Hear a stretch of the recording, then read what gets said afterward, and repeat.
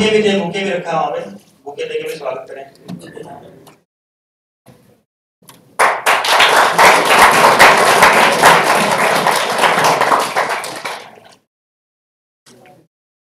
Thank you Parvati. अब मैं संस्था के प्रिंसिपल महोदय श्रीमान कमल जी पवार से भी निवेदन करूंगा कि वो भी स्टेज पे आए और स्टेज की शोभा बढ़ाएं।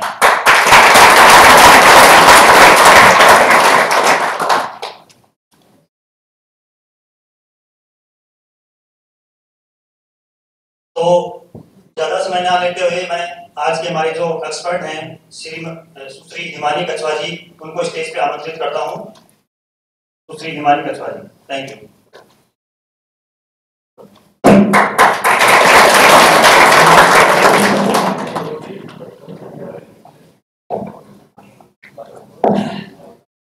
Good morning to all. Morning. जैसे कि अभी आपके कॉलेज के जो उन्होंने बताया कि लीगल अवेयरनेस के बारे में मैं आपको बताने आई हूँ। तो कानून की छोटी मोटी जानकारी हम सभी को होनी चाहिए, चाहे आपके लॉ सब्जेक्ट रहा हो या नहीं रहा हो, या इन फ्यूचर रहेगा या नहीं रहेगा, लेकिन बेसिक जो लॉ के बारे में छोटी मोटी जो नॉलेज है वो सबको होनी चाहिए। तो नालसा, रालसा और डालसा 3 तरह की कमिटीज है जो बेसिकली लोक अदालत और जो लीगल अवेयरनेस की तरह की कैंप के बारे में जानकारियां सभी को देती है। तो वो बहुत एक वास्ट लेवल पे होता है। तो वहाँ के जो अध्यक्ष होते हैं, सचिव होते हैं, वो सब तो आप तक नहीं पहुँच पाते हैं। इसके लिए उनको एकदम डिवाइड कर दिया जाता है। जैसे बाड़मेर के अंदर हमें ये सौंपा है कि हम कॉलेज में जाएं, स्कूल्स में जाएं, छोटी छोटी कैंप की कुछ जगह पे जाके आपको इसके बारे में बताएं।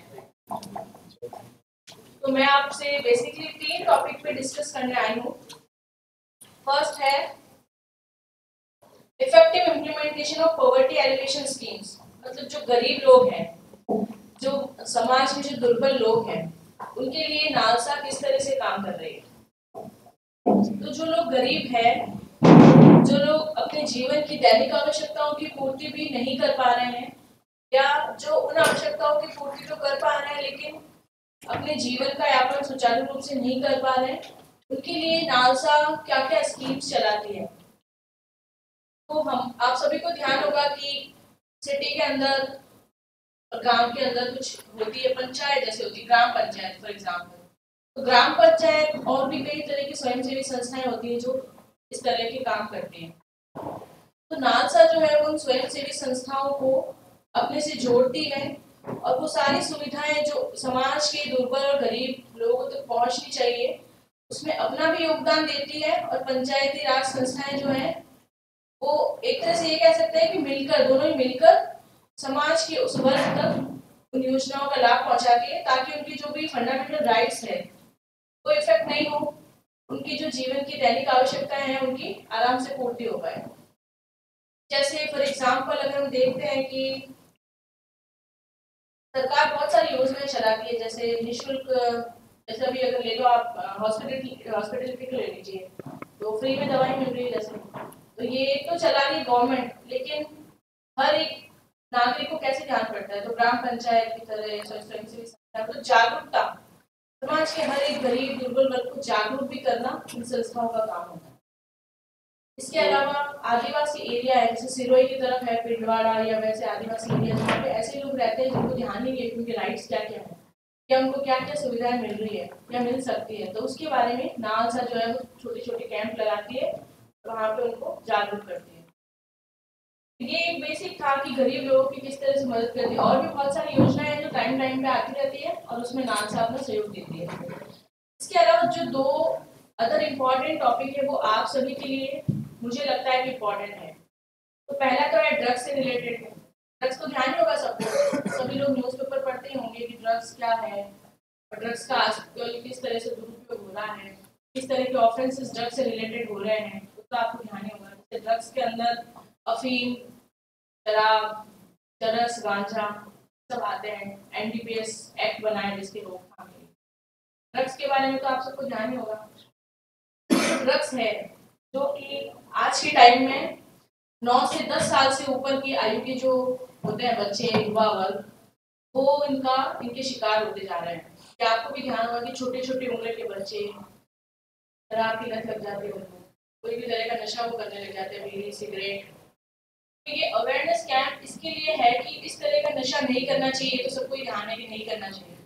लेकिन कोई अगर इस तरह के नशे में लिप्त हो गया है, जैसे कोई स्मैक लेता है तो उसको आदत हो जाती है स्मैक लेने की, फिर वो छूटती नहीं है। तो आपको भी ध्यान होगा कि आदत हो जाती है। जो ज्यादा नशा करते हैं तो वो उस चीजों को इजीली छोड़ नहीं पाते। इसके लिए नशा मुक्ति केंद्र बने हुए हैं। ये भी आपने सुना होगा कि नशा मुक्ति, कोई इंसान ज्यादा नशा करता है तो एक समय के बाद कुछ लोग उसको नशा मुक्ति केंद्र में भी भर्ती करा देते हैं कि ठीक है, इसको नशा मुक्ति केंद्र में भेजा गया है, वहां पे इसको नशा छुड़ाया जाएगा, जाने का प्रयास किया जाएगा। तो ये नशा मुक्ति केंद्र जो है वो भी एक तरह से नालसा, लालसा और डालसा के सहयोग से संचालित हो रहे हैं। तो लीगल अवेयरनेस का मतलब यह है कि नशा नहीं करना चाहिए। पहला पॉइंट तो ये हो गया, वो तो इन जनरल है ही, क्योंकि ये तो मॉरल रॉन्ग है, सोसाइटी के लिए भी रॉन्ग है, नशा नहीं करना चाहिए। अब कानून में नशा करने वालों के लिए क्या क्या, उनको रोकथाम के लिए क्या क्या उपाय है, उनको दंडित करने के लिए क्या क्या उपाय है। तो एक एनडीपीएस एक्ट बना है, साइकोट्रॉपिक ड्रग सब्सटेंटिव एक्ट है। उसके अंदर बहुत सारे ऐसे सेक्शंस है जिसमें अलग अलग मात्राएं होती है कि जिसने छोटी मात्रा में ड्रग्स का खुद ने लिया है, बेचा है, बनाया है, उत्पादित किया है, विक्रय किया है, भंडारित किया, स्टोर किया है, उसके लिए क्या सजाएं होगी। उसके अलावा कोई इन सभी चीजों में लिप्त रहा है या किसी ने ड्रग्स को बेच कर अपनी प्रॉपर्टी बना ली है, उसके लिए क्या सजाएं होगी। तो बेसिकली ये है कि मैं आपको सिर्फ ये नहीं बताना चाह रही हूँ कि ड्रग्स नहीं लेने के तो है ही है, कि नहीं लेना चाहिए तो है ही है, लेकिन ड्रग्स लेने के जो क्या क्या इसके दुष्प्रभाव होते हैं, और उसको अगर आपने ड्रग्स जैसी स्कीम में अगर कोई लिप्त रहता है तो उसके क्या क्या कानून के अंदर उसके लिए क्या क्या लीगल प्रोविजन बनाए गए हैं, वो मैं आपको बताना चाह रही हूँ। तो मेरा यहाँ इसका सार ये रहेगा कि हमें इन सब चीज़ों से दूर रहना चाहिए। आपकी जो एज है, क्योंकि टीन एज के अंदर इन सब चीज़ों के शिकार होते हैं, तो इन सब चीज़ों मेरी ये रिक्वेस्ट रहेगी कि हमें इन सब चीज़ों से दूर रहना चाहिए, क्योंकि ये सब आपकी लाइफ को भी डिस्ट्रॉय करते हैं। नशे में जो आदि रहता है ना, तो उसका मानसिक विकास होता है नहीं शारीरिक, और फ्यूचर तो उसका पूरा डिस्ट्रॉय हो ही जाता है। तो आपको इन सब चीज़ों के बारे में ध्यान रखना चाहिए। मेरा थर्ड टॉपिक है एसिड अटैक। इसके बारे में भी आपने सुना होगा। महिलाओं पे ये हिंसा का सबसे घातक रूप है एसिड अटैक। सड़क पे चलती महिला, बस में बैठी, ट्रेन में बैठी महिलाओं के ऊपर आजकल बहुत सारी ऐसी खबरें प्रकाशित हो रही है जिसमें ये होता है कि ड्रग्स एसिड जो है फेंक दिया, एसिड फेंकने का प्रयास किया गया। सब सूचनाएं आप सुनते हैं। तो इस तरह के अपराध क्यों बढ़ रहे हैं? कहीं ना कहीं इसमें समाज के जो, तब ये कह सकते हो कि जो कुरीतियां हैं, जो छोटे लेवल से लेके जो बड़े लेवल पे जो बुराइयां हैं, वो हम पे हावी हो रही है। कोई राह चलती लड़की पे हमने एसिड डाल दिया तो उसका तो पूरा, उसकी पूरी लाइफ डिस्ट्रॉय होगी। एक आपको ध्यान होगा, एक सत्यमेव जयते एक सीरियल आता था बहुत पहले, आमिर खान था, उसमें वो आई थी, इस पे एसिड अटैक का हमला हुआ था, बहुत पहले की बात है। उसने बताया था कि किस तरह से लोग उनके साथ में बुरा व्यवहार करते हैं। एक एसिड अटैक जिस लड़की पे हुआ, उसमें उसका तो कोई दोष नहीं था, उसका चेहरा जल गया, उसके शरीर जो है वो, ये कह सकते हो विकृतियां आ गई उसके शरीर में। एसिड अटैक क्या, बेसिकली एसिड क्या होता है, अम्ल या क्षार, एक ऐसा पदार्थ जो किसी भी शरीर के अंग पर अगर डाला जाए तो उससे उसका शरीर इस तरह से विकृत हो जाएगा कि वह सामान्य नहीं रहेगा। मतलब विकृति ऐसी होगी कि वो सामान्य से हटकर होगी, चेहरा जल जाएगा, स्किन सिकुड़ जाएगी। तो समाज में भी फिर उन लोगों का तिरस्कार किया जाता है कि इस पे तो एसिड अटैक का हमला हुआ। हम बेसिकली सोचिए, आपके पास से कोई लड़की निकलेगी तो आप क्या बोलोगे, इस पे एसिड अटैक हुआ। तो उन लोगों को भी बहुत झेलना पड़ता है। तो एसिड अटैक के बारे में ऑनरेबल सुप्रीम कोर्ट भी बहुत चिंतित था। तो एक Lakshmi versus union of India का एक जजमेंट आया था, साइटेशन आया था, उसमें सुप्रीम कोर्ट ने गाइडलाइंस दी थी कि एसिड जो भी होते हैं वो दुकानों पर खुले रूप से नहीं मिलेंगे, और अगर खुले रूप से मिल रहे हैं तो वो एसिड खरीदने वाला इंसान उसको किस चीज के लिए यूज में लेकर जा रहा है, उसका कितनी उसने क्वांटिटी ली है, उसकी एंट्री जो है वो उसकी डेली डायरी में होगी। उसके बाद अब देखिए, तेजाब अगर आप लेने जाते हो तो आपको वो तेजाब उसी तरह का मिलेगा जो आपकी, जैसे तेजाब बेसिकली घर में जो काम होते हैं उनमें काम आते हैं, प्लास्टर से करते हैं तो वो तेजाब से दीवारों को वॉश करते हैं, जहाँ तक मुझे ध्यान। तो एसिड उसमें उतनी मात्रा होगी जितनी की जरूरत हो। तो इस एसिड अटैक के बारे में भी आज के समय में न्यायालय में काफी मैटर्स आ रहे हैं कि एसिड अटैक हुआ है। इसके लिए अगर आप article 21 of Indian constitution act आपने पढ़ा ही होगा, 10th 12th में होता है कॉन्स्टिट्यूशन की बेसिक जो आर्टिकल 21 ध्यान है किसी को क्या है? 21 है, उसमें बहुत सारे पॉइंट है, तो उसमें से एक ये है कि किसी भी व्यक्ति को गरिमापूर्ण जीवन जीने का अधिकार है, सम्मान से जीवन जीने का। तो जिसपे एसिड अटैक हुआ उसका तो सम्मान गरिमा उसकी तो वही खत्म हो गई जब एसिड अटैक हुआ। इसके लिए आर्टिकल 21 अगर हर इंसान को, हर व्यक्ति को सम्मान पूर्वक, गरिमा पूर्वक स्वतंत्रता देता है, तो उन लड़कियों के साथ जिनके साथ एसिड अटैक हो रहा है उनके तो जीवन और सम्मान का एक दुखद प्रश्न हो जाता है कि उनकी लाइफ आगे क्या हो। फिर अगर अपन बात करें कि आईपीसी भारतीय दंड संहिता, नाम तो सुना ही होगा, पढ़ा नहीं होगा, लेकिन बहुत सारे सीआईडी क्राइम पेट्रोल्स में इस तरह के सेक्शंस का हवाला दिया जाता है।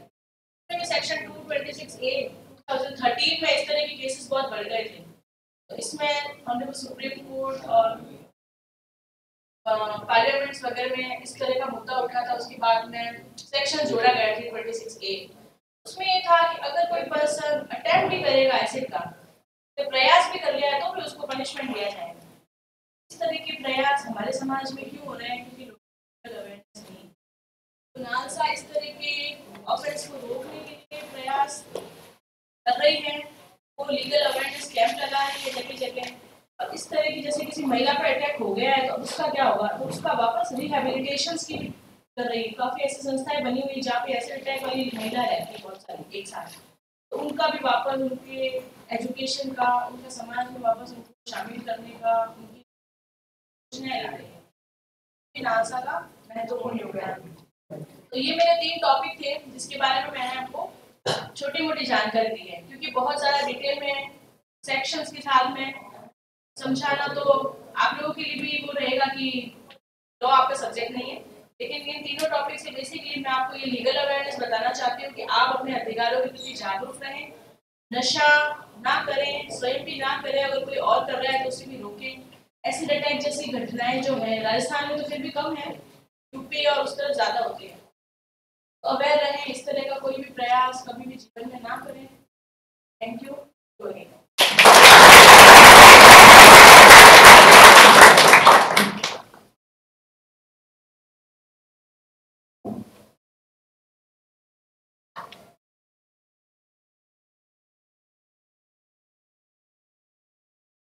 बहुत बहुत धन्यवाद मैडम, आपने अपना समय निकाल के हमारे बच्चों के बीच में जो आजकल जो सामान्य जो बातें हो रही हैं उनके बारे में डिस्कस किया। जैसे एक तो क्या था ड्रग्स के बारे में और दूसरा था एसिड अटैक के बारे में। तो ड्रग्स तो बाद में वैसे ज़्यादा कॉमन है, तो इसके आपको जानकारी होना जरूरी है कि ड्रग्स अपने को नहीं लेना है या ड्रग्स से दूर ही रहना है। इसके अलावा काफ़ी कानूनी जानकारी मैम ने आपको दी, उसके लिए बहुत बहुत धन्यवाद। और अगर किसी बच्चे की क्वेरी हो तो वो अभी पूछ सकता है, अगर किसी को पूछना हो तो बच्चों में या स्टाफ में से किसी को पूछना है तो पूछना है किसी को कोई कानूनी जानकारी नहीं? ओके, तो मैं फिर से धन्यवाद करना चाहूंगा मैडम का कि आपने अपना समय निकाल के यहाँ दिया, और आशा करते हैं कि आगे भी आप ऐसे आयोजनों के लिए कॉलेज में आते रहेंगे। और इसी के साथ मैं धन्यवाद देना चाहूंगा पूरे स्टाफ का तथा बच्चों का जो इस कार्यक्रम में आए और कार्यक्रम की शोभा बढ़ाई।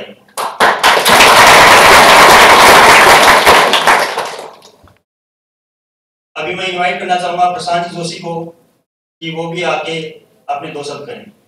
प्रशांत जोशी यहाँ पे जो अभी प्रोग्राम हो रहा था उसका लाइव प्रसारण अपने यूट्यूब चैनल पे कर रहे थे, तो आप बाद में भी उसका रिपीट टेलीकास्ट यूट्यूब चैनल पे जो संस्था का यूट्यूब चैनल है उस पर जाके देख सकते हैं। श्रीमान प्रशांत जोशी।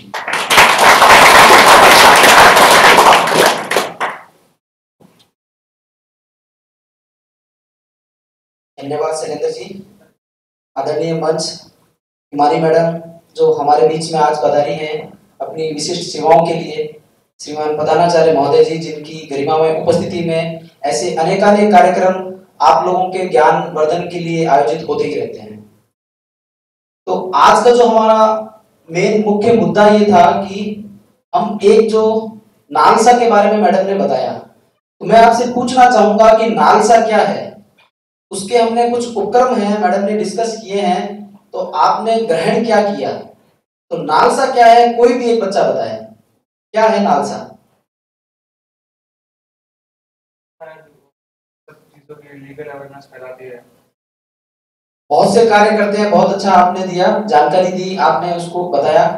नालसा की एक वेबसाइट है nalsa.gov.in, क्योंकि बहुत कम समय में 15 मिनट में हो सकता है आपको उसके जो विस्तृत उपक्रम हैं, उसके विस्तृत जो अलग अलग उसके डायमेंशंस हैं आप नहीं समझ पाए, लेकिन सरकारी जितनी भी संस्थाएं हैं उसकी जो आधिकारिक जानकारियां हैं वो आप उस वेबसाइट से ले सकते हैं।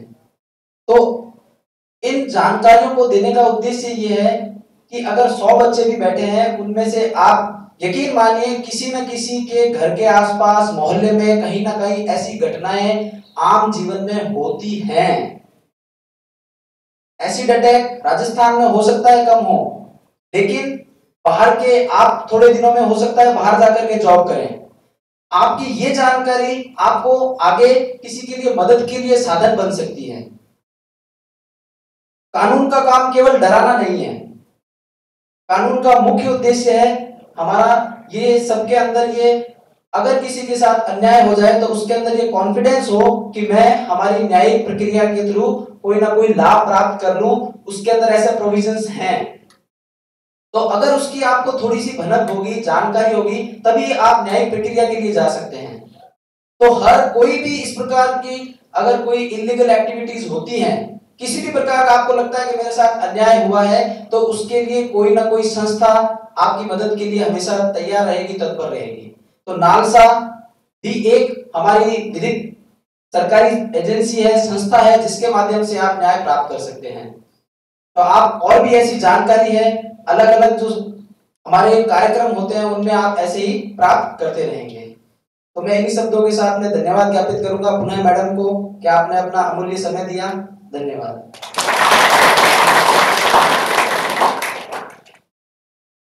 प्रधानाचार्य महोदय यदि 2 शब्द कहना चाहे तो सादर आमंत्रित हैं। श्रीमान कमल।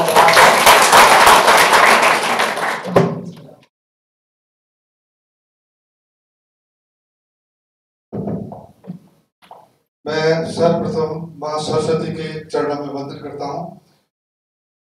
मिस हिमानी कछवाहा मैडम ने व्यस्त कार्यक्रम होने के बावजूद अपना अमूल्य समय निकालकर इस महाविद्यालय में उपस्थिति देके आपको जो ये न्यायिक प्रक्रिया के बारे में जो बताया है, इसके लिए मैं महाविद्यालय परिवार की तरफ से आभार प्रकट करता हूं एवं धन्यवाद देता हूं। मैम ने जो भी न्यायिक प्रक्रिया के बारे में आपको बताया है, मैं आशा करता हूं कि आपके जीवन में वो उपयोगी होगा एवं आप इस पर गौर करेंगे। पुनः मैम का धन्यवाद।